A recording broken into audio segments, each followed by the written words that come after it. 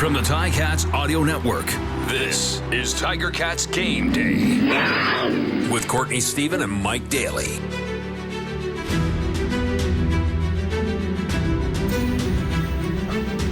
Welcome back to another edition of Tiger Cats Game Day on the Ticats Audio Network. I'm Courtney Stephen. I am joined by my esteemed colleague, the Mike Makes Plays Daily. Mike, how you feeling today, man? It's game day.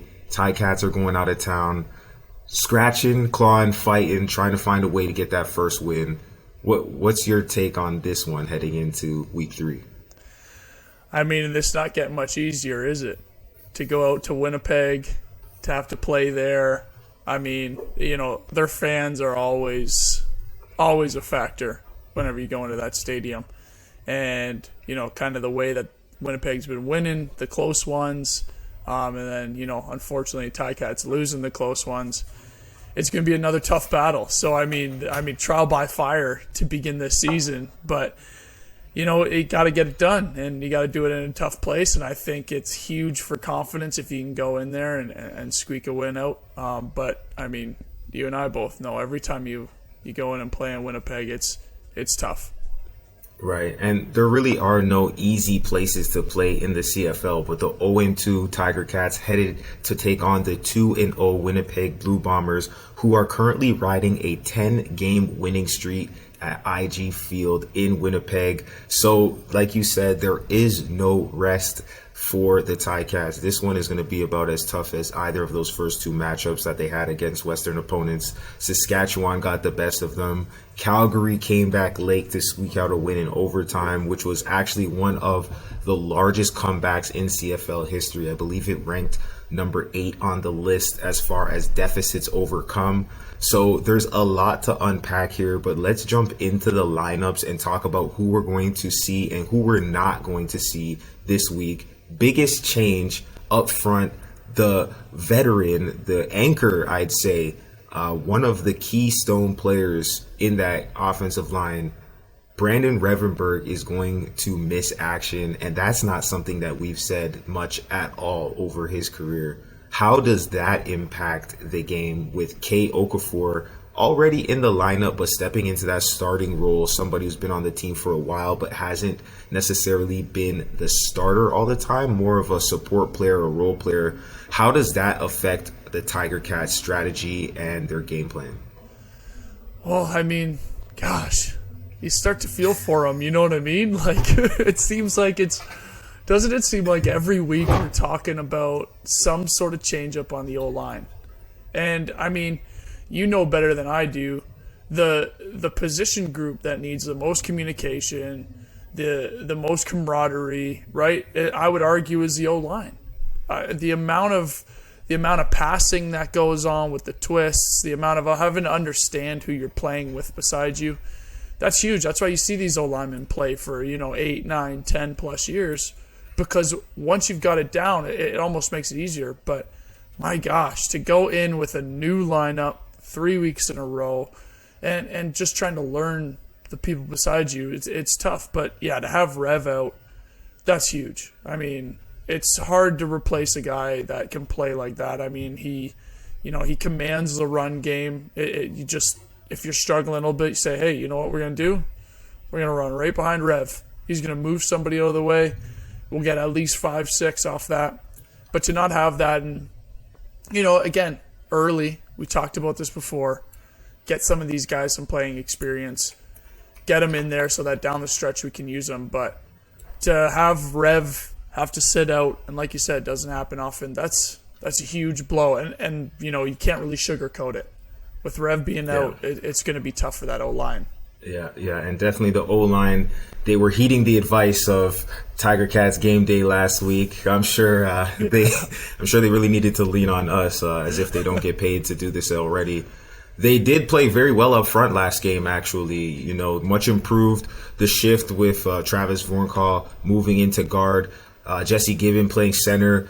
I thought they played really well together. Tyrone Riley showing up in his first game as a Ticat and actually having a strong performance. Of course, Chris Van Zyl. So the offensive line has things that they can build off of.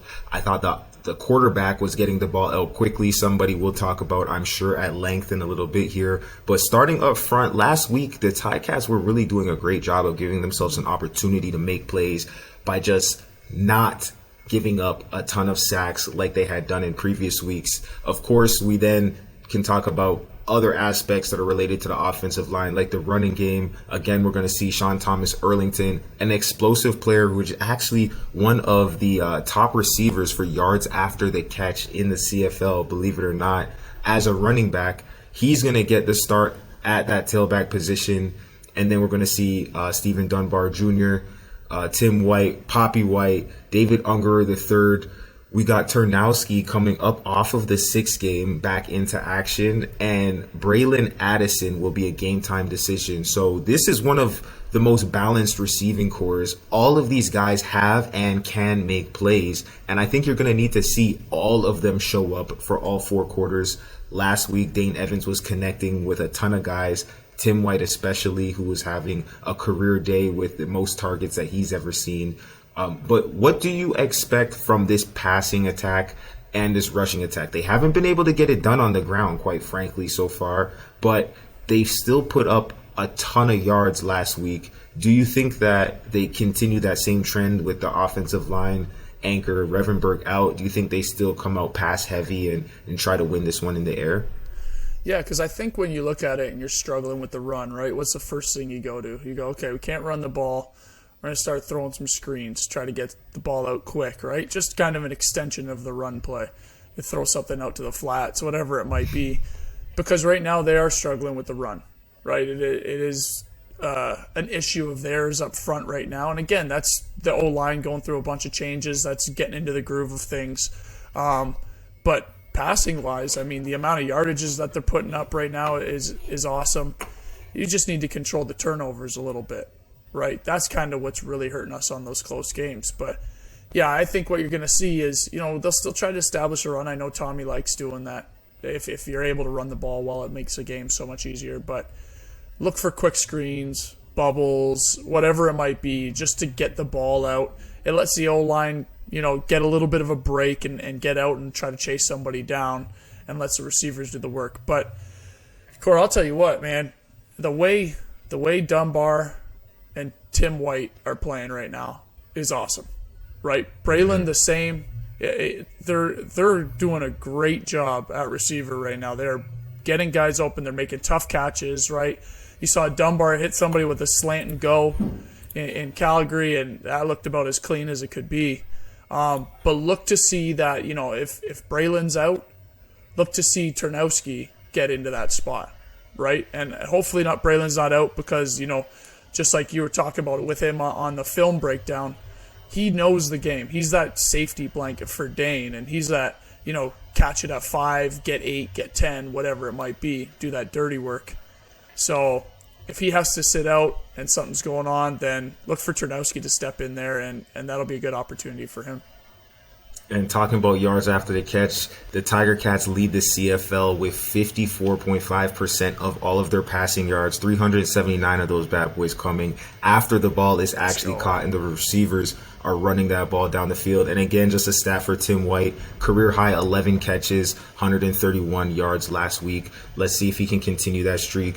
Moving on over to the defense, though, a key guy is back in the lineup. Big Dylan Wynn in the middle up front. You're going to need him when you're playing against that formidable Winnipeg offensive line who is, they got Stanley Bryant, who is a veteran, I believe, of 12 years in the CFL.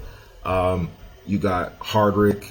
There's a bunch of guys over there who know how to move bodies. So you got to have our best players up front on that D-line. The Ticats D-line is built to stop the run. Winnipeg's offense hasn't been as successful since the departure of Andrew Harris in running and establishing the run game, but Brady Oliveira is a quality back who has shown flashes of brilliance, and there is no time to sleep on this guy, especially when he's spelled by Johnny Augustin, the guy out of Guelph, the young Canadian.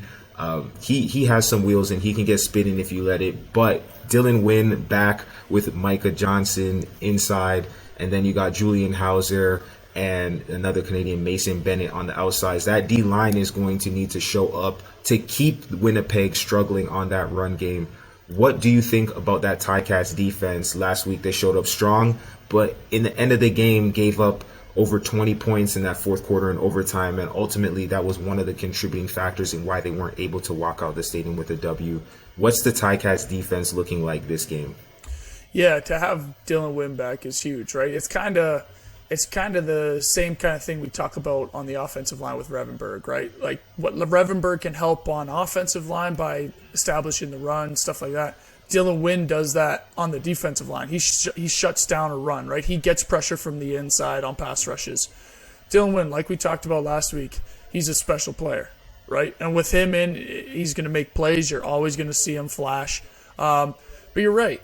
In terms of the Ticats defense, they're not struggling against the run. And that's kind of been Winnipeg's MO, is trying to establish a run, really try to, just keep handing the ball off. But I think what you're going to end up seeing is those two are going to eliminate each other, right? So what it's going to come down to is it's going to be Zach and Greg Ellingson versus the back end and the pass coverage, right? I think that's what it's going to come down to because, with everybody, with Cam, Jovan, Simone, all those guys back in, right? We're getting some camaraderie, I guess, on that front four, right? And then the back linebackers being there, they're going to stop the run.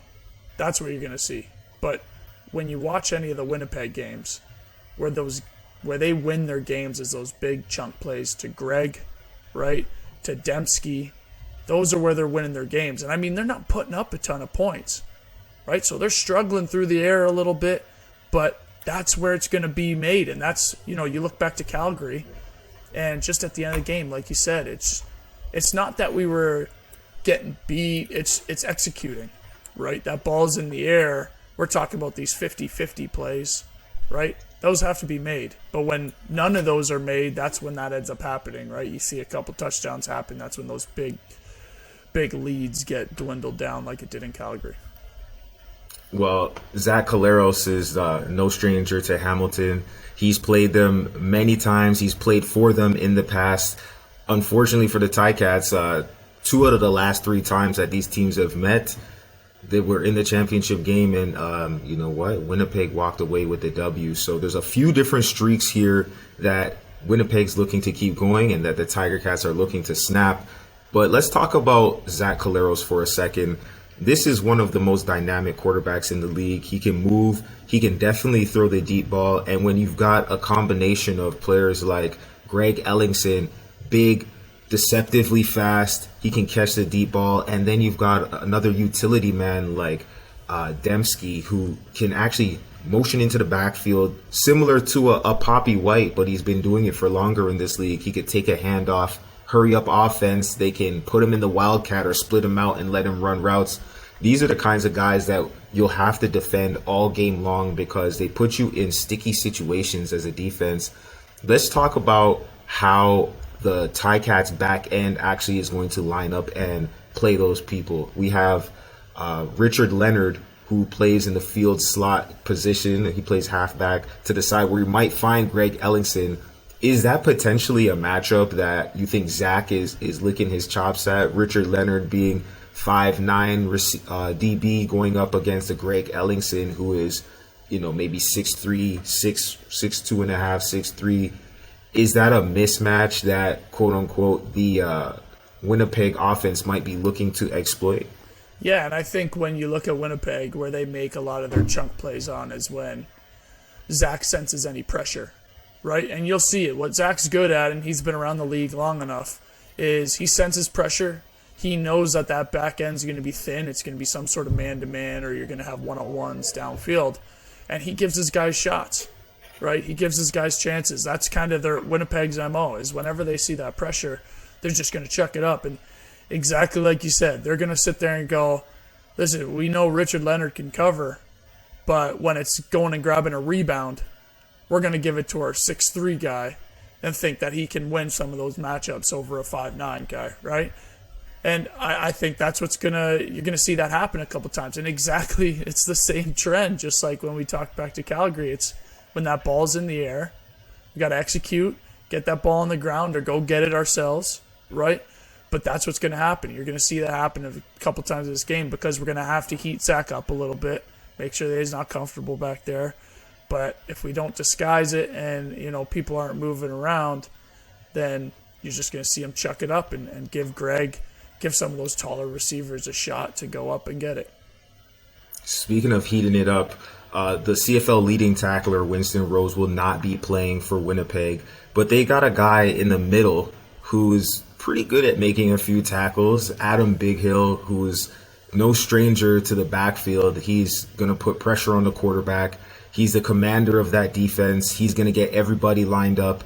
He's actually one of the key players for me to watch. And then behind him, you've got Malcolm Thompson, the young Laurier grad, who is a playmaker who hasn't necessarily had too many chances to show what he can do in this league. He's had a few injuries now and then, but if you saw his plays in college, this was a guy who was pretty exciting, a sleeper among some very, very good DBs in the backfield, rounding it out for Winnipeg. Houston and Nichols, a couple of sophomores in the boundary, and then you've got Taylor and Tyquan Glass, who is actually rocking the old 2-2, but he's an exciting player to watch. He has a nose for the ball. I think this will be a great matchup for that balanced offensive attack that we talked about earlier for the Tiger Cats.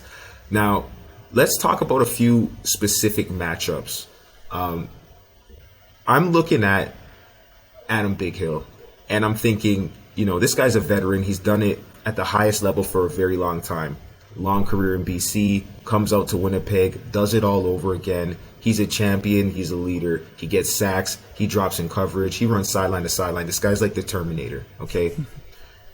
Who is he really playing the game against? I think my inclination is that this one is really going to come down to Adam Bighill versus Dane Evans, because they're trying to outwit each other.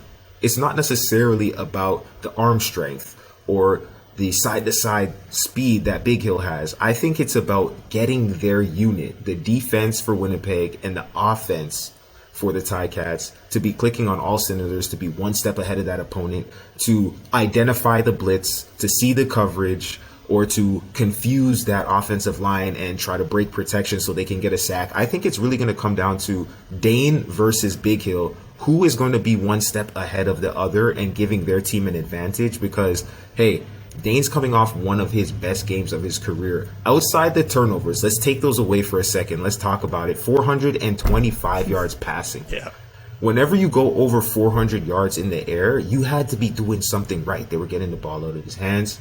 Receivers were catching and running with it. Matter of fact, 36 completions is one away from tying the franchise record for the Ticats. So a lot has been said about what he needs to stop doing, but what he needs to continue doing is identifying the D, getting the ball out, and giving his guys a chance to make plays. One key matchup that I'm paying very close attention to is Dane Evans versus Adam Bighill. What are your thoughts on that one? Yeah, I think you're exactly right. It's going to be a battle of wits because, Bighill's seen a lot of things, and he can see the play before it happens, right? And you've seen that. He's made plays downfield where you're looking at, you're like, oh, man, the safety should be making that play, and somehow Adam Bighill's over there, you know what I mean?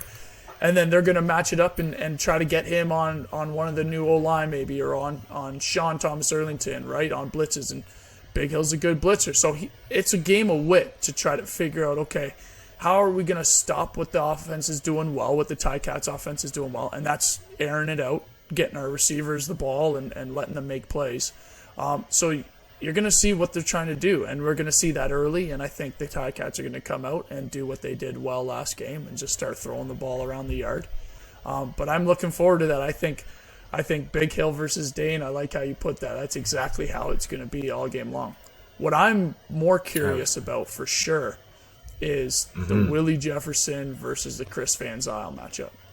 Because these two, Willie Jefferson's a game breaker. We all know Willie Jefferson, right?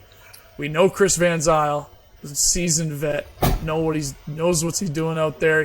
They've matched up against each other in big time games, right?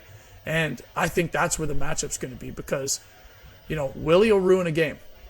Willie himself will ruin a game, right? And Jackson Jeffcoat, I mean, don't sleep on him either. We all know what he can do. Yeah, there's no breaks either way. No, but I think that Willie Jefferson versus Chris Van Zyl, the two seasoned vets, They've already played a bunch of chess matches together and against each other. They know each other well. So to see Chris be able to slow Willie down, stymie him a little bit, right? Give Dane some extra time, maybe help him out a little bit. I think that's a matchup I'm looking for. Absolutely. And you know what? The defensive linemen in the CFL are some of the most amazing athletes to watch. A guy like Willie Jefferson got to be, 7'7", it feels like, on the field. The way that he disrupts passing lanes, he gets his hands up, he's pressuring the quarterback. If he's able to create turnovers, that is going to be tough to overcome, because 8 out of the 9 teams that have won up to this point in the CFL season have won the turnover battle. The only team that has won a game and lost the turnover battle was Toronto. So I'm not sure that's a stat that you necessarily want to try and go against the grain. It's better to just try and not turn the ball over and keep it alive. But those are some guys, the defensive ends. They're one of the key playmakers in the defense. And you know what? That's what the Ticats have almost been lacking a little bit, is they've been getting pressure. They've been stopping the run. They've been having the quarterback flushed out of the pocket to change the trajectory of those passes, and they're making it more challenging, but they're not getting the quarterback on the ground. So if that defensive line for the Ticats can replicate or even steal some of those kind of plays where they put the quarterback on the ground, hey, that would be a big advantage. Here's another stat for you. First downs this year, the league average, 7.1 yards. So if you could win on first down, meaning jump up and knock the ball down, right. Stop them from getting so close to that first down marker, you're going to give yourself a chance. And I think 2 people who are going to be involved in that specific, having an influence on that specific stat, are going to be Cam Kelly and Dembski. Dembski is a guy, like I mentioned earlier, utility guy. He's going to be close to the box. He's tough as they come, willing to block, but also because of that, you can't tell if he's going to the box to get the ball, if he's going to the box to block, if he's going to catch a screen. So he's going to give you a lot of different looks, and Cam Kelly, being that Sam linebacker, is going to have to relate to Dembski where he lines up. He's going to have to be ready to fit the gaps if Dembski adds into the box, or if he splits out and becomes a true receiver, Cam Kelly's going to have to be able to split out and become a true DB. So I think it's going to be an interesting matchup to see how these offensive coordinators and defensive coordinators set these guys up to make plays and give them an opportunity to show their stuff. Two Titans, I guess, on the inside clash, and 2 younger guys. So Mike, any other matchups that you got for this game that you really like? Well, listen, I'm more curious about this because, you and I, we've been in this situation before where it's a couple close losses, right? Where you feel like you're in the game, stuff like that. And what do you think is going on right now in that locker room? Whether it's from Coach O, whether it's from the leaders, whether it's from the coordinators, how do you think all the players inside that locker room are approaching this game specifically, but also just those 2 losses, right? Because we're talking the Calgary, that them coming back like that, that's one of the tough losses, right? That's not, not all losses are equal, and when you give up a big lead like that, that's a tough one to come back. But what are those guys talking about right now? What's a Dylan Wynn talking to his defense about? What's Coach O talking to the offense about? What's Dane talking to the offense about? What are those conversations, and how do you think they're feeling, as opposed to, all the fans out here saying the world's falling apart, we're 0-2, when really we know that's not a huge deal, right? As long as you're going in the right trajectory, stuff like that. But what do you feel is going on in that locker room? I think you really have to just have the veteran guys who've been here before talk about the reality of the situation. And this is the reality. It's week 3. And quite frankly, nothing, and this maybe is a hot take, but nothing in the CFL matters until Labor Day. If you want to call a spade, you can have a 6-game losing streak and still end up in the Grey Cup. It's been done numerous times. I've been there. We've seen it. We started seasons 1 and 5 and went to the game. So quite honestly, it's more about these young guys wrapping their head around the marathon that this is.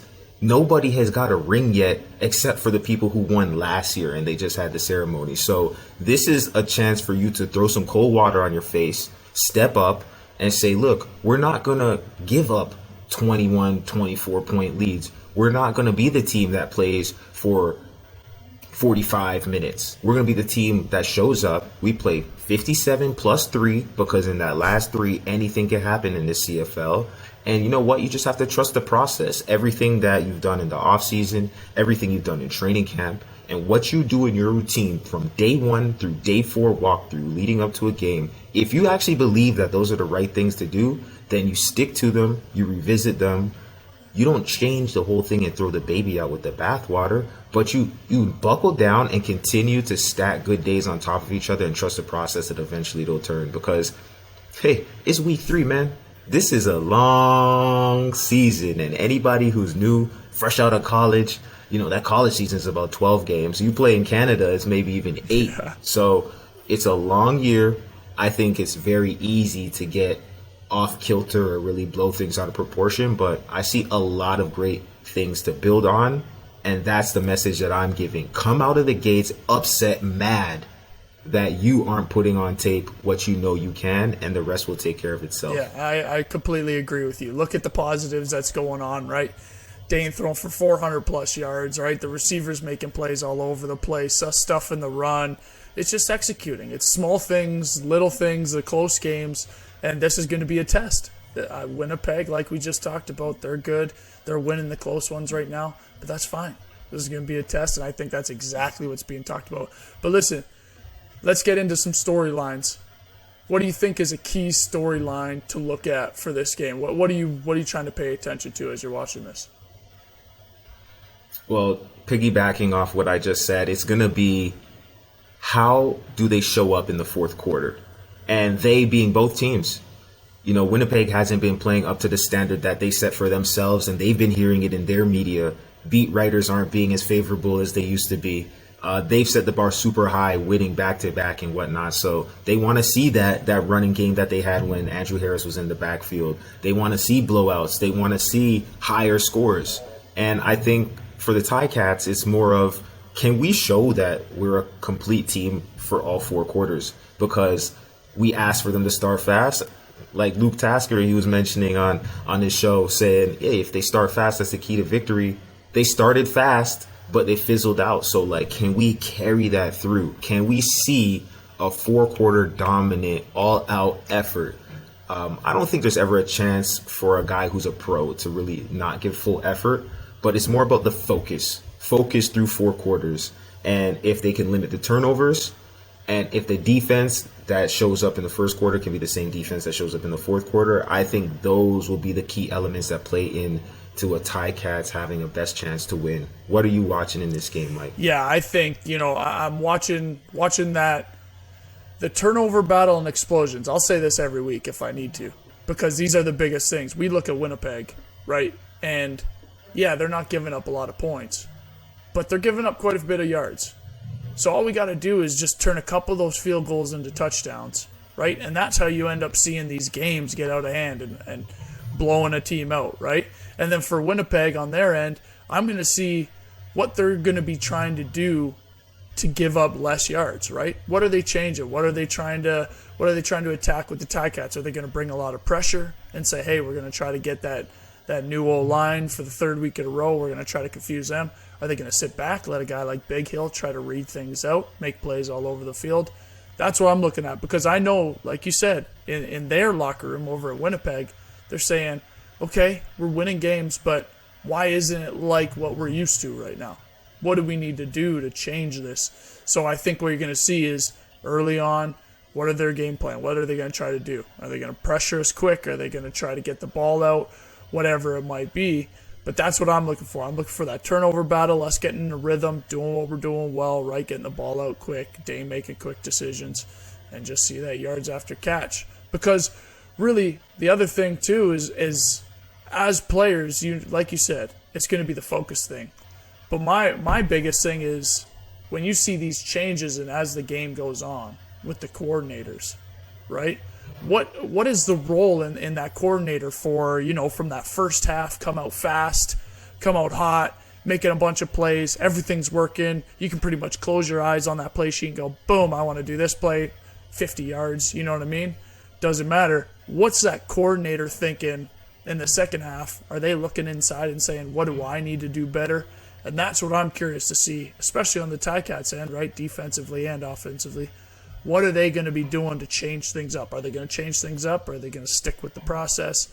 What do you feel with that? Because that's always, something you don't really see, something you don't really talk about is these coordinators and what their role is in as a game going on. So one thing that the casual fan may or may not know is that you enter the game with this whole entire game plan, a script, even if you're on offense, maybe the first 5 to 7 plays. And when you get into the game, things change, things happen. It may not be exactly as it was planned to be. So the coordinators who are the ones who rise to the top, the elite, the ones who have teams that win season after season and put up great statistics, those aren't the ones who can just plan. They're not the ones whose players simply execute. They're the coordinators who are able to adjust and in the game see what's happening and make differences with the way that they set things up for their players to put them in a position to make plays. So going into halftime specifically, that's really the main point in the game where you see game plan shift, because that's where you get an actual opportunity to come down from the booth, go in the locker room and address the team. You get about 15 minutes to give them what you've seen from your vantage point and then say, hey, we said we were going to come out and run press man. That ain't working. So what we're going to do, we're going to press bail or whatever it may be. So whoever comes out and wins the third quarter is generally the team that's going to maintain that momentum through the remainder of the game. And that is a direct impact that the coordinator has on a team on game day. All the plays are already installed. It's just which ones are you calling? And you have to be able to read the room, see what the momentum looks like, see who's balling, see who's hot for the other team, and then call the plays accordingly. So 8:30 Eastern tonight, we're going to see who shows up. We're going to see Tommy Condell and Mark Washington and what they're bringing. If you want to see my theory about the coordinators and who's hot in the third quarter, if they bring that through to the fourth, give their team the best chance to win. 8:30 Eastern, the 0-2 Ticats in Winnipeg to take on the 2-0 Blue Bombers. You can catch the game on the Ticats audio network. That's listen.ticats.ca or on the Ticats All Access app. Thank you for listening. My name is Courtney Stephen. I'm joined, as usual, with my man here, Mike Daly, and we will see you again next week. Take care. Enjoy the game. It's game day and you're ready. So are we. Let us know your thoughts. Email us at gameday@ticats.ca. Courtney Stephen and Mike Daly are here every game day with their insights into today's game. Subscribe to the Ticats Audio Network on Spotify or wherever you get your podcasts.